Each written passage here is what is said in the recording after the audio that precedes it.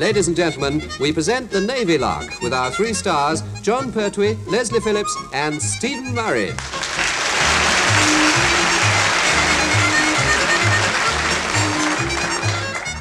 Being a captain in the Royal Navy has its compensations. The rank carries authority, status, and dignity, all qualities that Captain Povey likes to think he possesses in a high degree. It's not always quite the same at home, however, as the Poveys are moving to a new house the day after tomorrow, and Henry Povey, captain of this parish, has copped the job of packing up all the cups, saucers, and plates. Henry Povey! Blast. I mean, it's all right, my love. It was only my shaving mug. Only your shaving mug? May I remind you it was my dear mother who gave you that shaving mug? Where are you going to find a shaving mug now with Mr. Michael Mouse chapping up Minnie round the sides? I'll do my best, my love. Heaven help you when my dear mother comes to our new residence and catches you shaving in a pink plastic cup. I'll get up in the middle of the night and shave secretly, my love. That might be best. It is exciting, isn't it?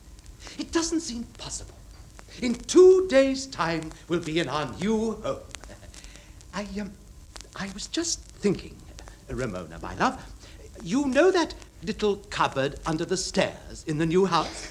What about it? Well, I was wondering, do you think that could be my den? Your what? My den. Certainly not. The very idea. Oh, well, I only thought... I know what you thought. Every time I told you off, you'd be nipping into your den and wanging me one with a broom handle when I passed. Oh, I wouldn't dream of it. Or sending rude messages in Morse by switching me lights on and off at the mains. Now then, cease packing and get out your little purse. Ramona has a special errand for you. Oh, do you want me to go down to the corner shop to get a quarter of a pound of broken biscuits for my tea? Certainly not. It's not your birthday. Oh, dear, oh, dear. You are to take this money to the removal firm first thing in the morning, as they insist on being paid in advance. Yes, very well, my love. I'll pay them. Good boy. I'll put Ramona's money away in your little purse, and heaven help you if you lose a halfpenny of it. Oh, I'll be very careful. I'll stay awake all night guarding my purse. Yes, that might be wise. But no chucking an extra knob of coal on the fire in the small hours just because Ramona's asleep. Be warned. The pieces of coal in the scuttle have been counted. Oh. I never doubted it, my love. Right. Settle down to guard your little purse. Ramona is going up the wooden hill to Bedfordshire. Good night, Henry. Good night, my love. Good night.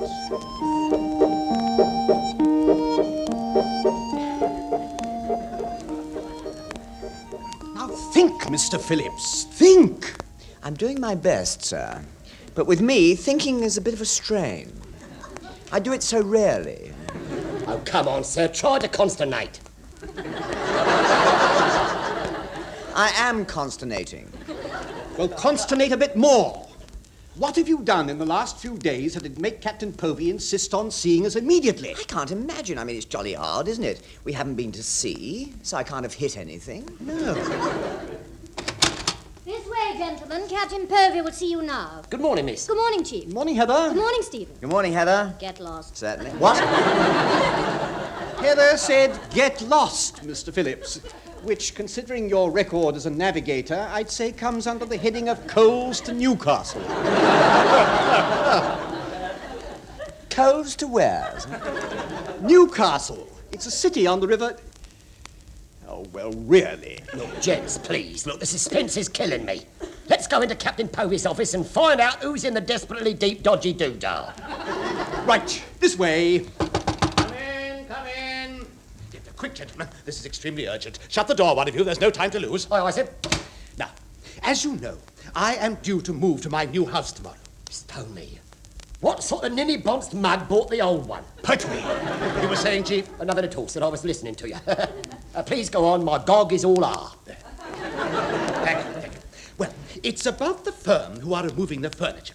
Now, last night, my dear wife Ramona gave me the money for them, and I put it away in my little purse. Oh, I've seen you using it, sir. Is it the one with a present for Dad from Sonny Clacton written on it? Well, yes, it is. But never mind the purse for the moment. Oh, yes. Yeah, I know. And it's got a naughty enamel gnome on the lid.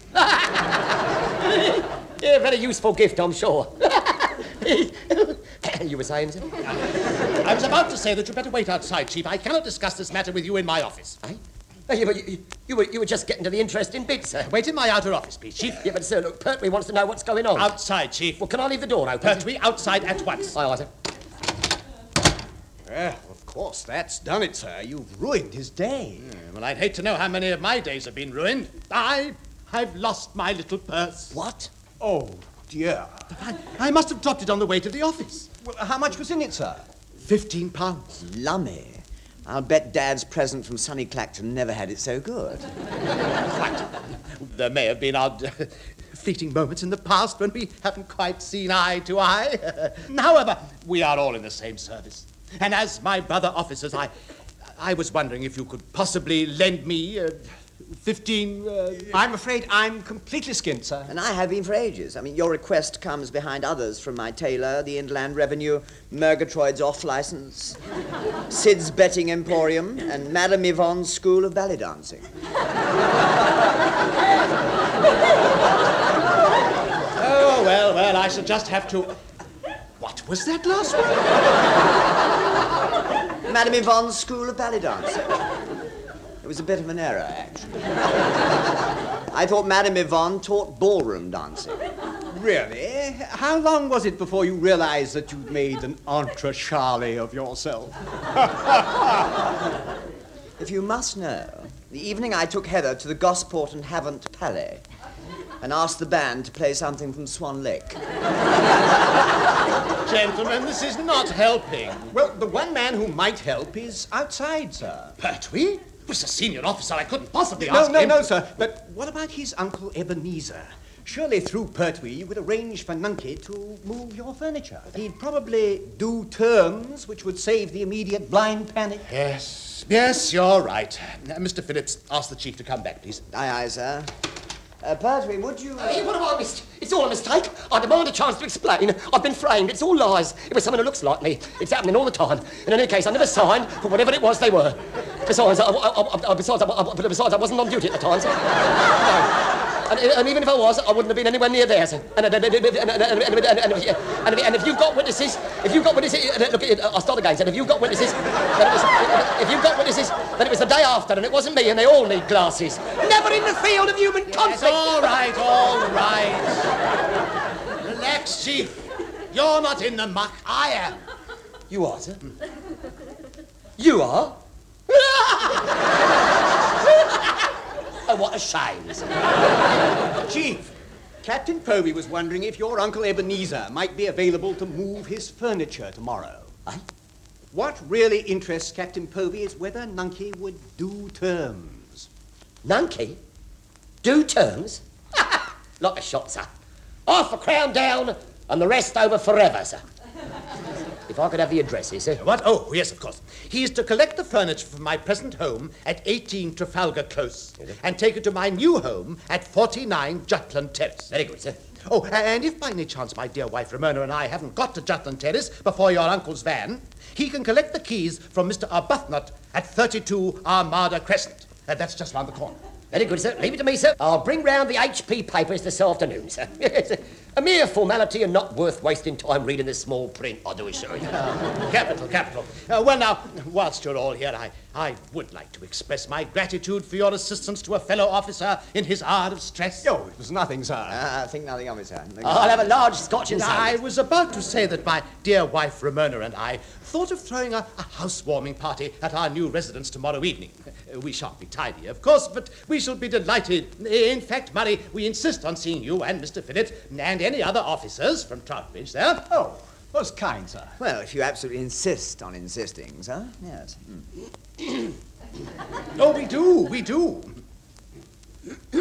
Yes, we wouldn't think of having a housewarming party without the officers from... Oh, all right. And you, Chief Petty Officer Pertwee, of course. Much obliged, sir, Sir Kane. A little late, sir, I'm sure, a little late. Splendid. Well, that's all, gentlemen. Thank you again. And you will make sure your Uncle Ebenezer has the right address, won't you, Chief? Trafalgar Close to Jutland Terrace tomorrow morning. You leave it to Nunkie, sir.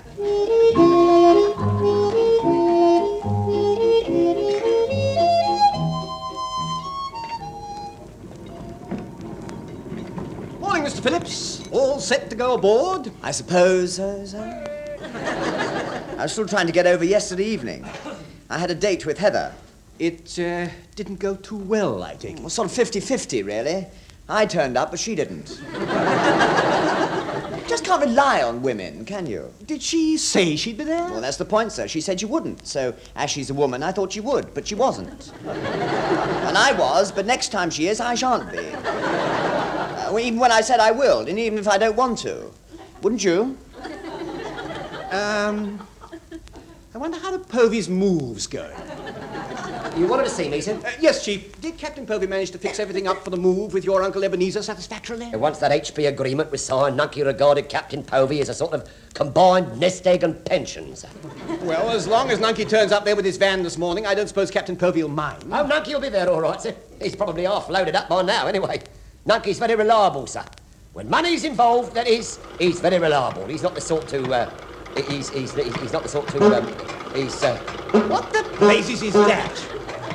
Honestly, have you ever seen such a clapped-out old van? I bet it's done at least 190,000. Probably saw service in Flanders and on the, Pertwee? Yes, sir. Cheers. Morning all. Ebenezer Pertwee removals. Distance no object, but you stand a better chance if he's not too far. Nunkie, you steaming old fool. What are you doing here? Why aren't you even and earning and don't fund the guts as a bird? Oh, he's had that. Me boy hasn't turned up and I've twisted myself. That'll be the day. I meant I've twisted myself physical. Well, how do you do that? Lifting something a bit awkward. Oh, belting Auntie one because she was a bit awkward. I've warned her before about ducking when I want to clobber her one with a cake tin. Oh, well, that's Auntie, isn't it? That's Auntie. Thoughtless.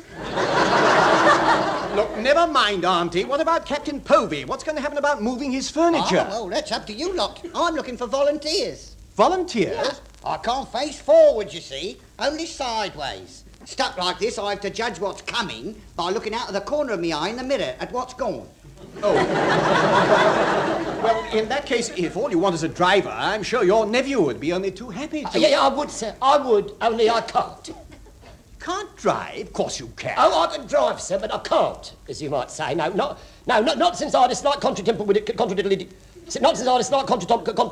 not since I had a slight disagreement over my licence with the local constabulary, not until I had a slight disagreement over my licence with the local, not since the Rozzers nicked me licence. Oh, dear. Well, not having a car, I've let my licence lapse, so, that only leaves, It'll be a pleasure. I've driven vans before, you know, in the service. Oh, we do. There's a scrapyard full of them on the Gosport Road. Yes. That settles it. I'll do it. Nunkie, I'm your man. I'll stop and change into civvies on the way. Well, I'll be Nick. Here, do you know where this Povey place is? It's 18 Trafalgar... Don't bother, I know the way. I was there when Captain Povey told us about it. Now, ready when you are, Nunkie?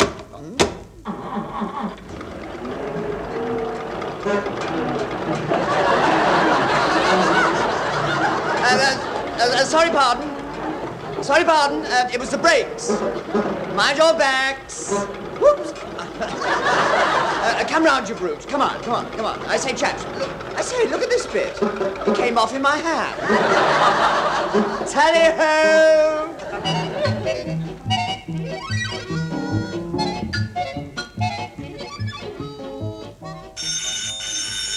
Wait! And no peeking through my letterbox. I shall not be long. Right. State your name and business. Oh, good evening, Mrs. Padre. I'm the ship's purveyor. That is, yes, I believe we are expected as guests to a truly delightful housewarming. I meant, of course, that your house was truly delightful, not your warming. Not that one expects to. Perhaps I should introduce myself. I'm the ship's Padre. I can see that. Oh, yes, how terribly observant of you. So kind. This is Captain Bell, who is the ship's Bell, Captain. We've met. Yes, rather. If you remember, madam, last time we met, I dropped the most frightful... you do remember, don't you? I thought you did, yes. Permission to enter. Oh, how very kind. It's funny, isn't it? You know, all the way here, I kept saying to myself, whatever you do, don't remind Mrs. Povey that I once mistook her hat for an upturned...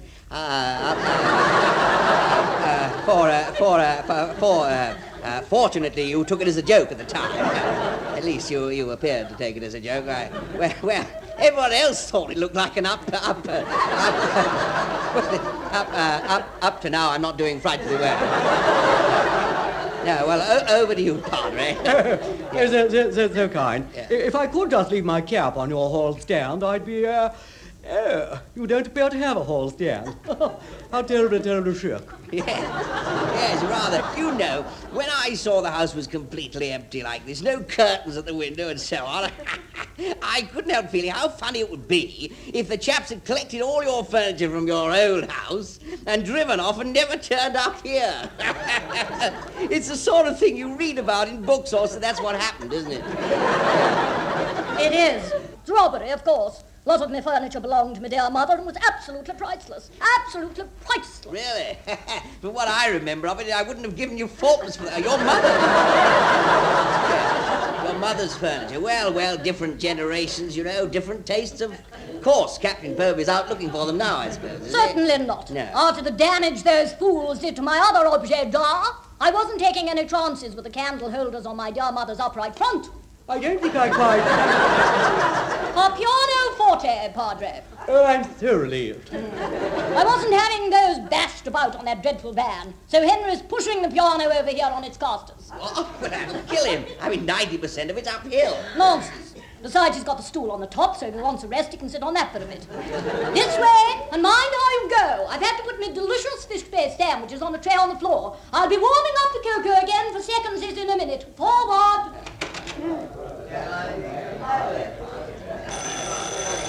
Silence while I answer. Padre, I shan't warn you again. Hello?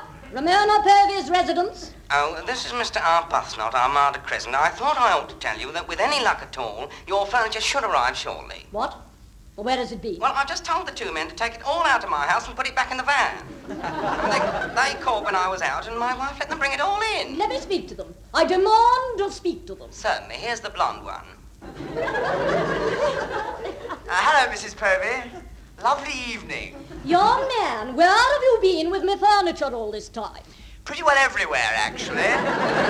We lost the bit of paper with the new address on it. But heavens to Betsy, it was simple enough. Collect from 18 Trafalgar Close and deliver to 49 Jutland Terrace. Keys at 32 Armada Crescent. Well, that was the trouble. I thought I could remember it. Since then, we've delivered your furniture to 18 Jutland Terrace, you see. That wasn't right, so we put it back in the van and delivered it to 49 Armada Crescent. But they hated it. So we tried 32 Trafalgar Close, who said that when they wanted firewood, they'd order it. And then we, Stop! That's enough. It's more than enough, actually. We're exhausted. The only thing that cheered us up was when a chap went past just now pushing an upright piano. We'd never seen him in the dark, but the piano had his lights on. What? 2 candles on the front. You should have heard what he said when we shouted after him, "What do you think you are, the Blackpool Illuminations?" On second thoughts, perhaps you shouldn't have heard what he said. Never mind about him. Bring that furniture round here at once and I'll have something to say. Oh, you know, I had a feeling you would.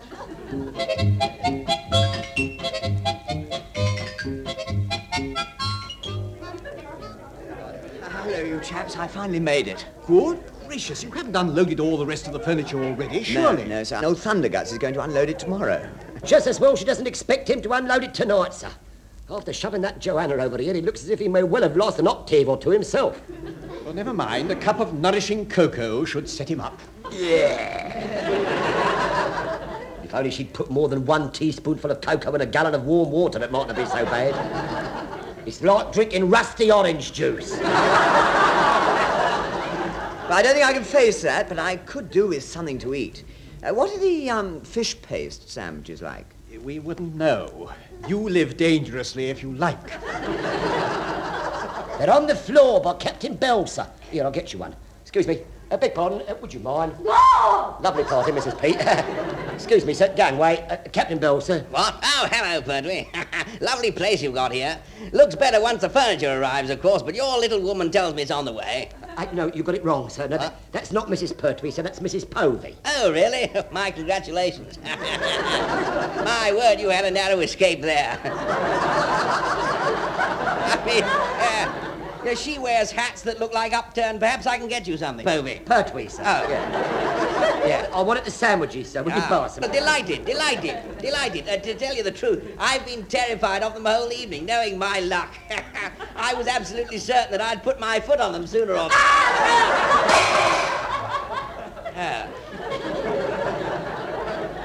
Well, there they are then.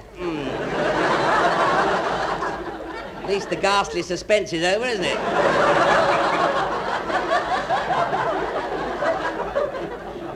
You think I'd be better off to stay here standing in them? Or walk away and leave foot-paste fish prints behind me? I mean, fish-paste footprints behind me. Right to say, your only hope is to kick them about until you lose them. Chief, sir, chuck it all in the cocoa jug. It might put a bit of body into it. Oh, nasty. Ladies and gentlemen, if you'll kindly, ladies and gentlemen, your attention, ladies and Allow me, Padre. So kind. So very, very kind. Ladies and gentlemen, Captain Povey and his good lady are about to entertain us with selections from their repertoire. Let us express our appreciation and welcome Captain and Mrs. Povey with a round of great applause.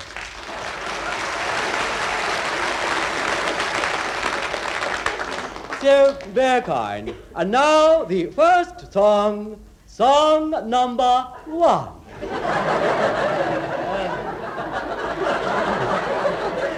Thank you, Padre. Are you ready, Ramona, my love? Of course. Now we'll start with a duet. And this time, Henry, no whizzing round and round on the piano stool and shouting, "Look, chaps, I'm in orbit." No, certainly not. Right. Now, 1 to get ready, 2 to get steady, go. I'll be loving you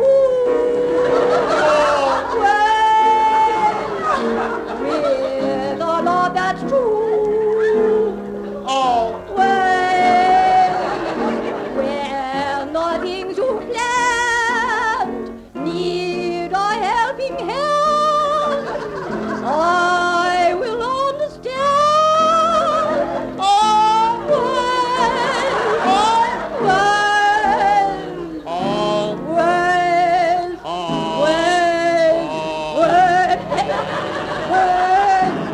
Henry, that was not a bit funny.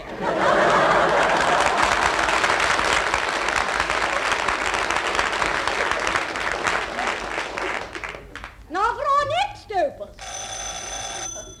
Answer it, Chief. Yeah, thanks all the same, sir, but I'd rather not know. Something sort of tells me... It told me too. That's why I asked you. In that case, there's only one solution, sir. Quite. Mr. Phillips? Phone. Yeah, what? Oh, all right. Yes. Hello? Mrs. Povey's residence? You're who? Aha! No, wrong number. Go away. Now I can explain. Stop! Stop! Everybody stand where they are. Something's going on. I can sense it. Give me that phone. Hello? Mrs. Povey here? Who's chatting that end? This is Mr. Arbuthnot of Armada Crescent. Is the removal van still there? It is. Why? Well, they made a mistake. They've loaded all my furniture into it and left all yours in my house. What? Good night, Mrs. Povey. Good night. Lovely party. You must be going. I've already gone. Henry, seize them! Nobody leave. Ramona wants a word. And stop that one with the fish paste all over his boots sneaking out the French windows. I intend to get to the bottom of this. I'm not paying £15 to have my dear mother's furniture trumped all over the country.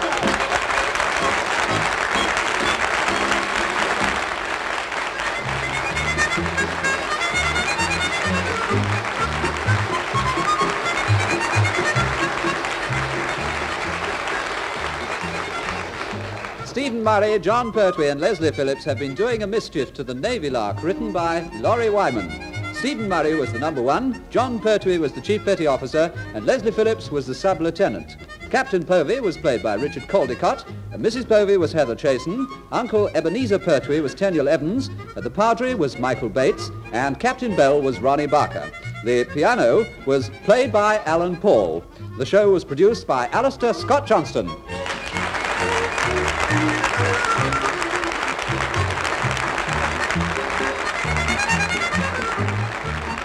The Navy Lark was presented by the BBC.